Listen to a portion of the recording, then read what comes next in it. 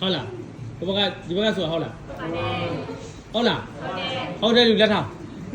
ဒီဘက်ကဆိုတာမှန်တယ်လူလက်ထောင်ဟမ်တယောက်2ယောက်3ယောက်4ယောက်6ယောက်ပဲကျန်တဲ့လူကမဟုတ်လားမဟုတ်တာလားသူတို့ဆိုတာမသိတာကိုယ်တိုင်းလည်းမသိကိုယ်တိုင်းလည်းမသိဘူးကဲဟုတ်ပြီဒီဘက်ကဆိုမယ်စာအုပ်ကြည့်ဆိုလဲရနော်စာအုပ်ကြည့်ဆိုတော့